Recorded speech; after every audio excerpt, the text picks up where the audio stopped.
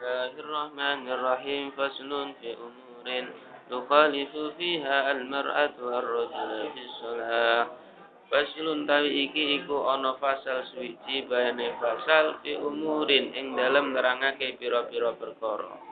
Tukhalifu kang nulayani utawa kang bedani fiha ing dalem umur al-mar'atu sapa wong wadon bedani ar-rajula ing wong lanang fi sholati ing dalem salat.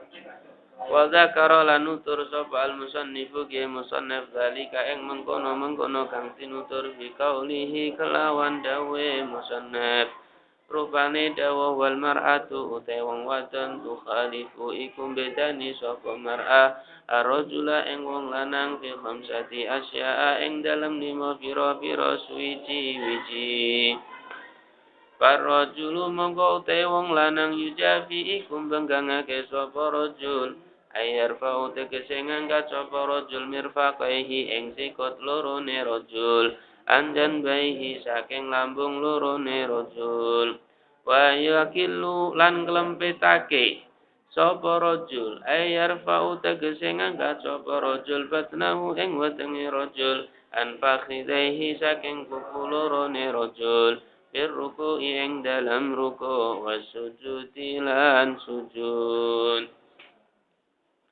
Wa yajharu lan bantelake sapa rajul fi maudhi'il jahri ing dalam panggonan jahar wa taqaddama lan wis dise apa bayanuhu panggo penjelasane jahar fi maudhi'ihi ing dalam panggonane jahar. Wa idza nabalan ing dalam nalikane makanani hu ing rajul ai asoba tegese makanani hu ing rajul syai'un apa suwiji-wiji fi sholati ing dalam salat sabaha mongko maca tasbih sapa rajul fayaqulu mongko ngucap sapa rajul subhanallah bikasti zikri kelawan nejo zikir faqad mongko bloko au ma'al ilami utawa ing dalam sumertane aweh weruh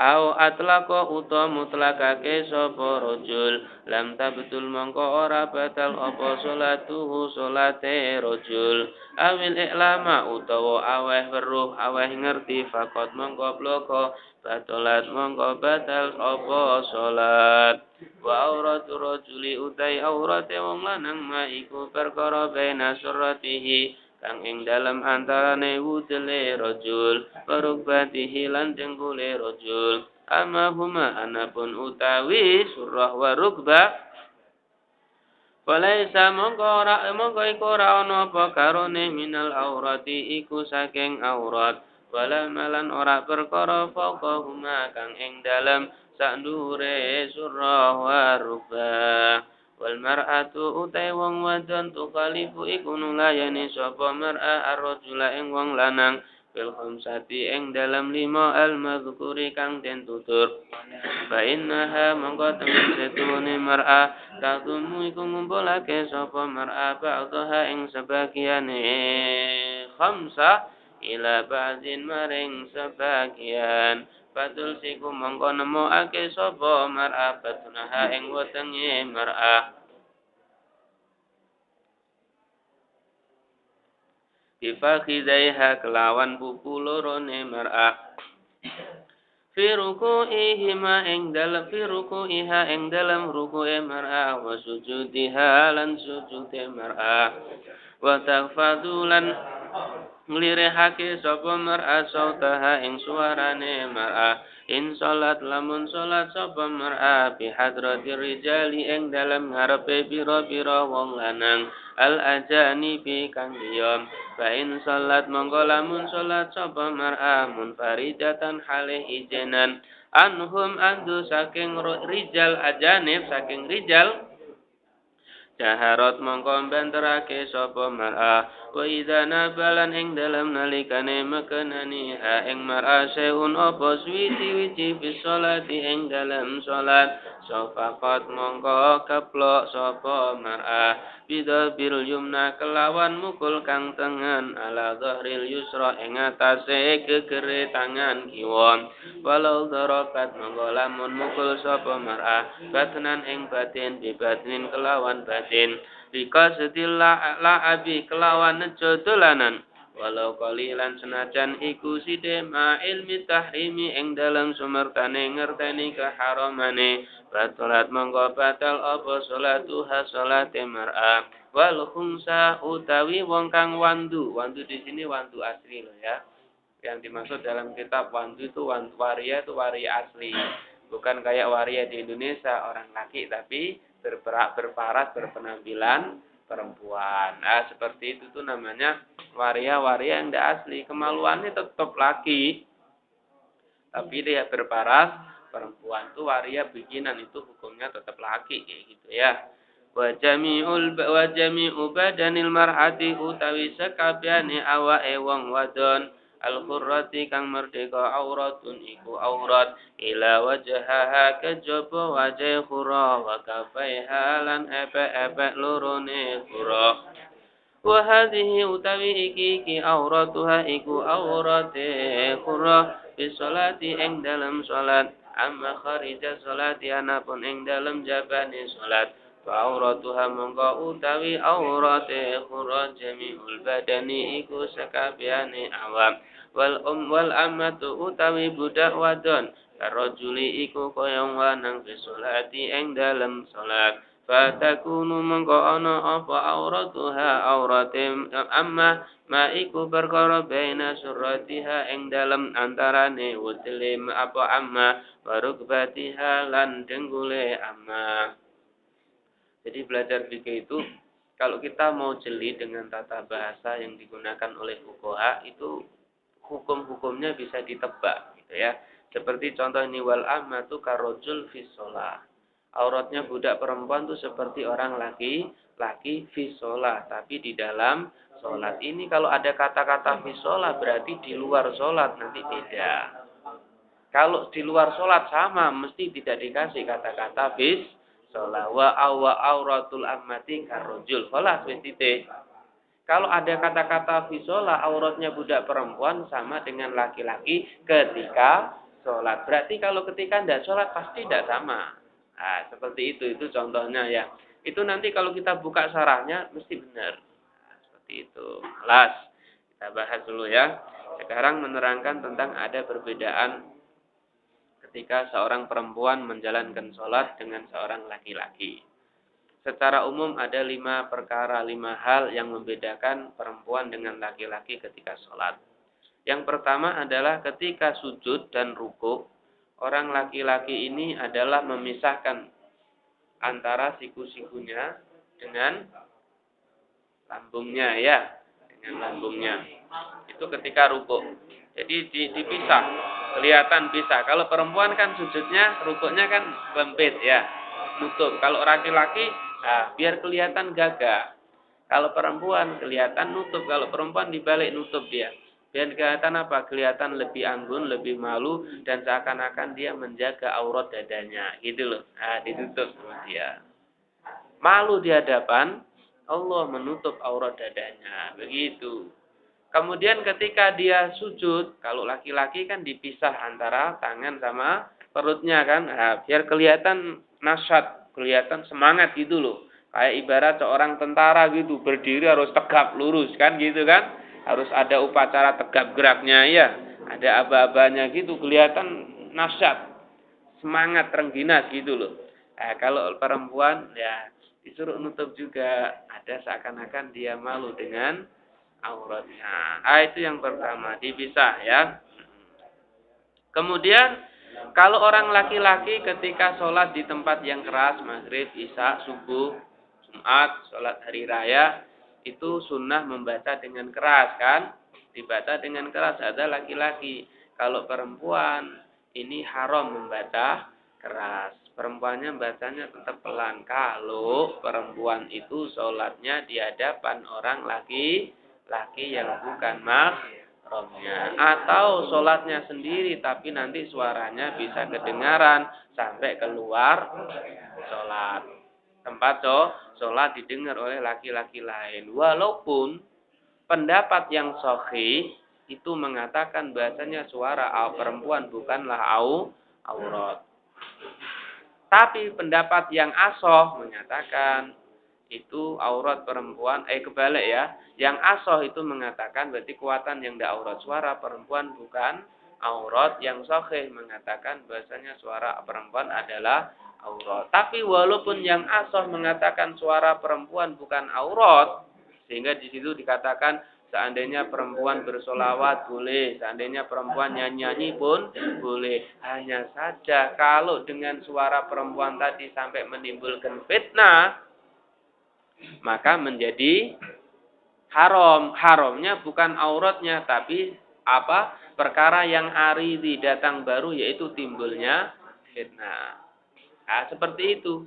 Nah, kalau sudah seperti itu berarti suara perempuan bisa menjadi aurat kalau memang timbul fitnah. Nah, sekarang secara umum timbul fitnah atau tidak? Suara perempuan itu. Timbul fitnah apa tidak kira-kira? Timbul ya? Timbul. Kecuali kalau orang sudah punya keluarga gitu, sudah punya istri ya, mungkin dengar suara perempuan tidak begitu aurat sudah.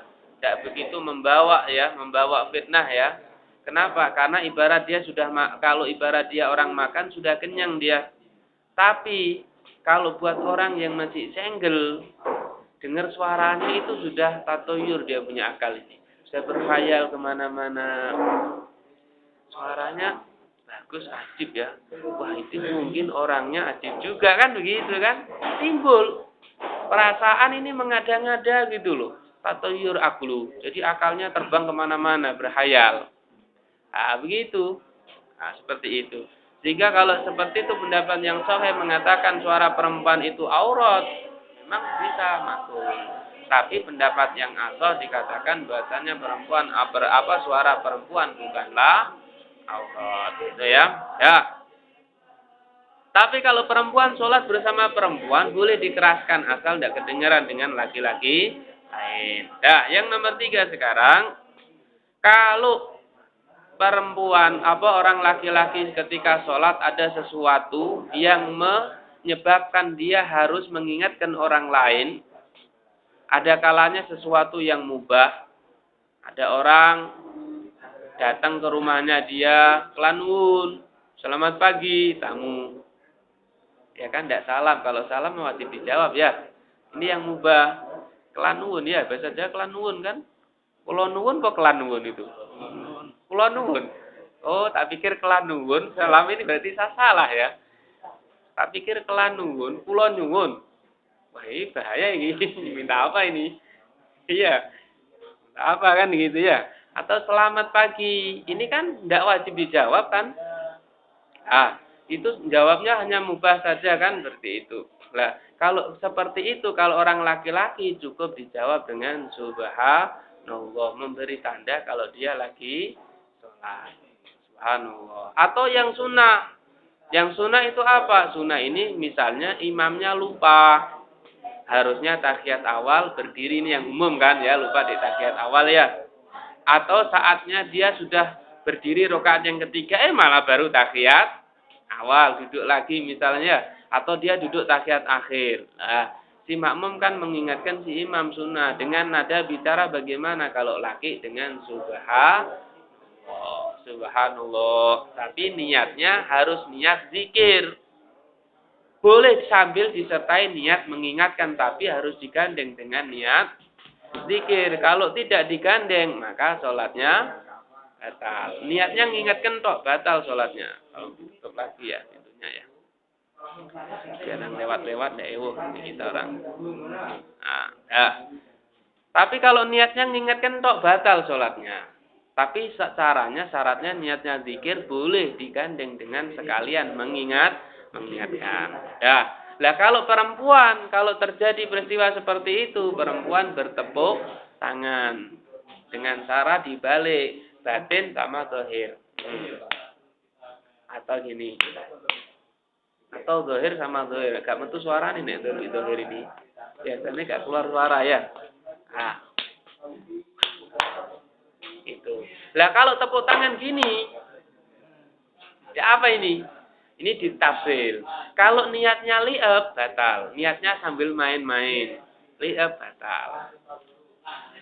Tapi kalau niatnya dia memang sengaja tujuannya untuk mengingatkan, Karena ini bukan suara kan, mengingatkan dengan perilaku kan tidak apa-apa kan.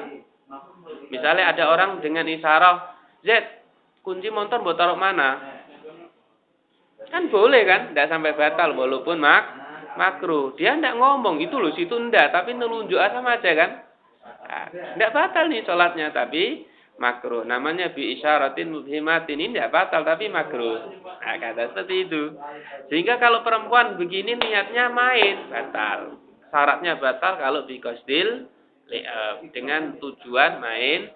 Tapi kalau tidak, ya tidak. Paham ya? Tidak sampai batal, tapi makruh. Nah, kalau sekarang kebalik, perempuan lupa saking nggak paham, biasanya dia ngerti kalau di masjid-masjid itu ya kalau ada yang lupa subhanallah. Sehingga ketika dia sholat jamaah ada yang lupa mengingatkannya subha, padahal dia perempuan. Halo, Assalamualaikum. Ya. Oh gitu, ndak isa ya.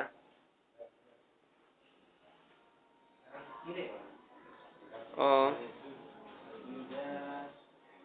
Mbok kok sik njajal tak anune sik, gampang nanti ya.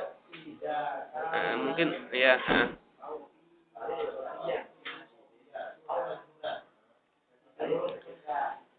Jadi kalau perempuan sebenarnya dia harus bertepuk, lupa dia dengan subhanallah atau memang tidak ngerti.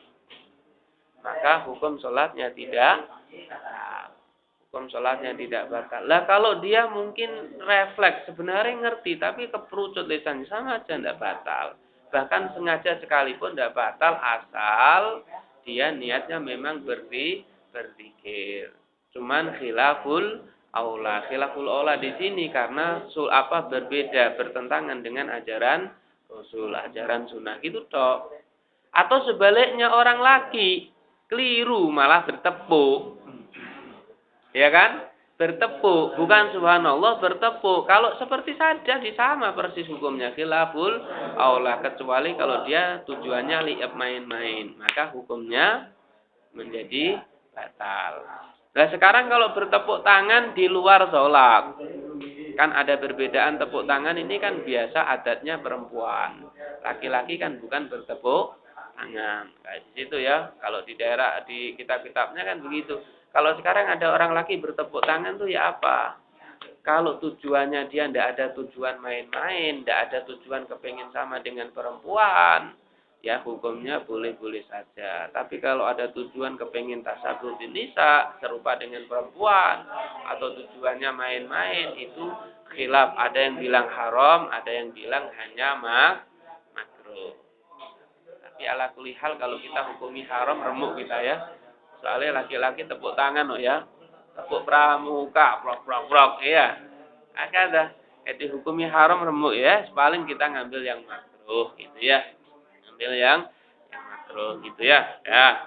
Terus sekarang membahas aurat ya. Perbedaan jelas. Kalau aurat perempuan di sholat adalah semua badan kecuali wajah dan telapak tangan. Kalau laki-laki bedanya hanya mabena surah warubah. Antara pusar sama lutut. Kalau di luar sholat perempuan di hadapan perempuan sama mabena surah warubah, di hadapan laki-laki yang mahromnya mabena surah warubah. Tapi kalau di hadapan orang kafir itu boleh semua anggota badan kecuali yang boleh kelihatan ketika uzur diperlukan untuk melakukan aktivitas bekerja atau apa, itu perempuan. Tapi kalau di hadapan laki-laki lain maka auratnya adalah semua anggota badan. Harus pakai cadar. Itu harus pakai cadar, itu hukum yang benar. Tapi ini yang mutamad. Pendapat yang sani, yang kilnya, yang dhaif itu kayak sholat juga jami'ul badan ilal wajah wal kafain. Ala kulli hal kita melihat kalau memang bisa dengan menutup cadar, pakai cadar semuanya itu lebih bagus. Kalau orang yang perempuan pakai cadar jangan disalahkan, walaupun memang budaya cadar itu sebagian sudah dipakai oleh orang-orang yang di dalam garis keras, yang kadang-kadang sistem dakwahnya bertentangan dengan ajaran salaf, gitu kan? Orang-orang garis keras. Kadang-kadang orang garis keras itu adalah orang-orang yang memang dibikin oleh intelijen-intelijen orang kafir, CIA yang bikin. Kayak Al-Qaeda begitu kan akhir-akhir sudah bocoran kan. Nah, dia dimasuki.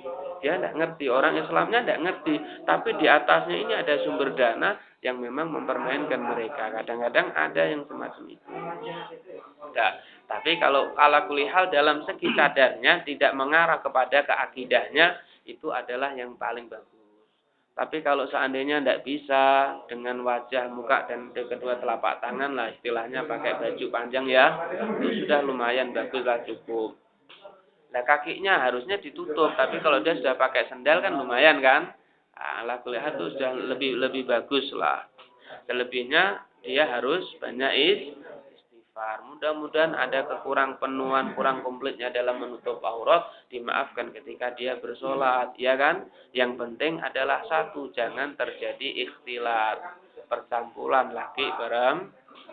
Masih dia pakai cadar kalau kumpul laki perempuan, ya cadar ndak mengaruh gitu ya, ndak ngefek, ya kan?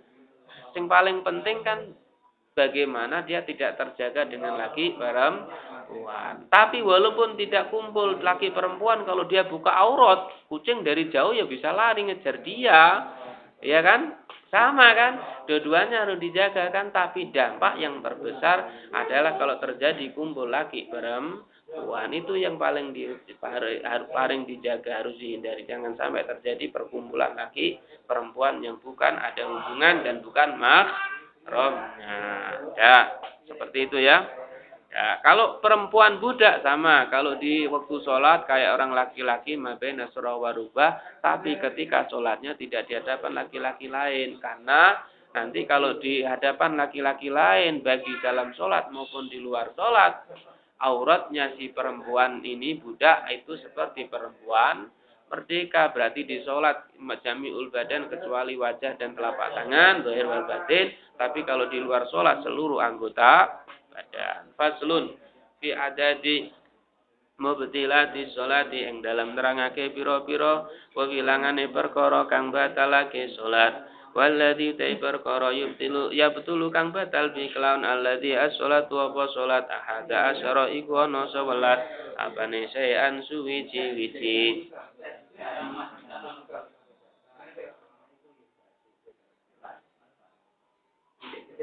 Al-kalamu rupane ngomong al-amdu kang sengaja.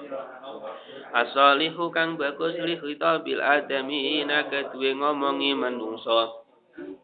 Sawaun padha uga ta'allaqa hubungan apa kalam bimaslahati sholati kelawan kebagusane salat aula utawa ora. Ini sedikit-sedikit diterangkan ya, karena ini muhim.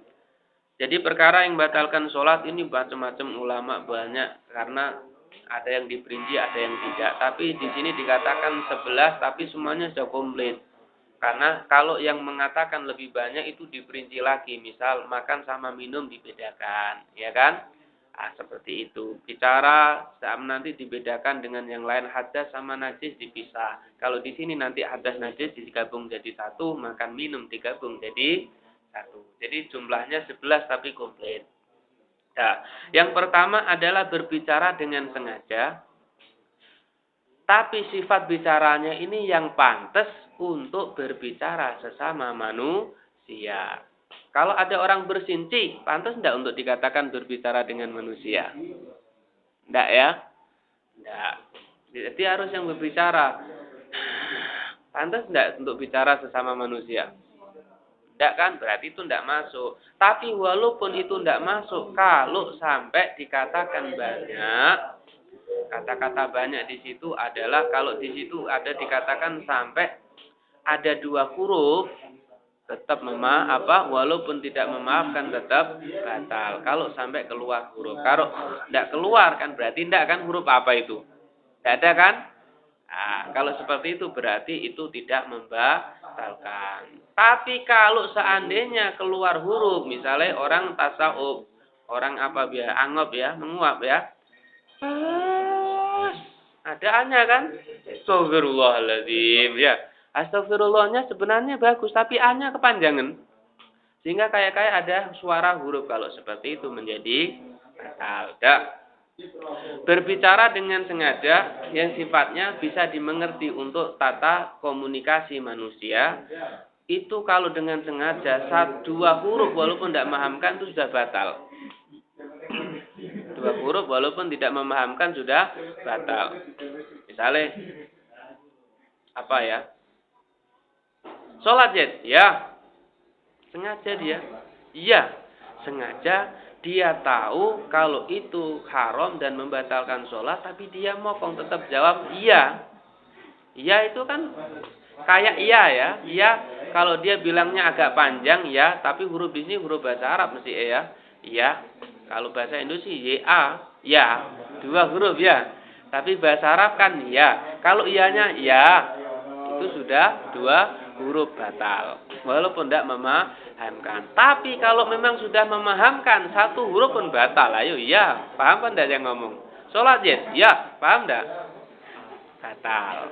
Asal batal itu didasari sengaja dan dia ngerti kalau itu haram atau membatalkan sholat, dia lakukan dengan sengaja, maka batal. Tapi kalau dia tidak ngerti itu membatalkan atau karena ngerti tapi tidak sengaja. Kenapa? Karena dia lupa kalau dirinya sholat, maka itu tidak membatalkan sholat kecuali ngomongnya sampai banyak. Kata-kata banyak berapa? Ada 6 kalimat atau lebih, minimal 6. Kalau sudah 6 dihukumi banyak. Itu kalau memang dia tidak sengaja atau tidak ngerti kalau itu membatalkan sholat. Misalnya assalamualaikum waalaikumsalam warahmatullahi wabarakatuh. Dihitung waalaikumsalam warahmatullahi wabarakatuh. Batal wis. Walaupun dia lupa atau dia tidak ngerti kalau menjawab salam itu membatalkan. Kenapa? Karena sudah banyak. Tapi kalau dia tidak sengaja, lupa atau tidak ngerti kalau itu membatalkan sholat. Ada orang salam, assalamualaikum, dia jawab, waalaikumsalam.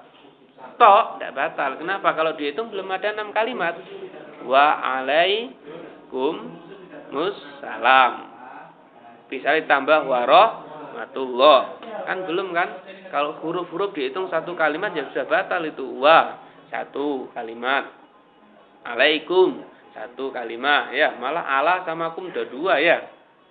Kayaknya tidak dihitung gitulah. Waalaikumsalam, itu 2. Warahmatullah, ini 4. Tidak batal kalau seperti itu. Paham ya? Itu kalau dilakukan dengan tidak sengaja. Terkecuali kalau ada hubungan maslahah dengan sholat. Seperti membaca amin. Imamnya waladhdallin. Amin. Makmumnya baca amin. Padahal dia lagi sholat. Amin. Kan ini doanya berhubungan dengan orang lain. Nah, ini kan berarti dia ada maslahah dengan sholat. Maka tidak sampai batal. Tidak sampai membatalkan sholat. Apalagi amin dianjurkan oleh Rasulullah. Ketika imam kalian membaca amin, maka bacalah amin kalian semua. Kenapa? Karena barang siapa yang aminnya bersamaan dengan aminnya para malaikat, maka dimaafkan dosanya yang telah lalu. Di riwayat yang lain adalah juga dosa-dosa yang akan datang. Lah, kapan aminnya malaikat itu? Yaitu aminnya malaikat adalah bersamaan dengan aminnya imam. Sehingga imam yang alim setelah waladhdallin jangan langsung amin, tapi ambil nafas dulu sekaligus nanti si makmumnya bisa kompak. Amin bareng. Begitu juga sebaliknya makmum. Imam ini baca Fatihah perlu nafas waladhdallin. Amin. Ini nih belum imamnya. Akhirnya imamnya tidak baca amin, harus kedisian di makmumnya, ya kan? Kadang kan terjadi seperti itu kan. Dikasih nafas, saktah namanya. Saktah satu nafas, waladhdallin. Amin bareng. Nah, seperti itu. Ya.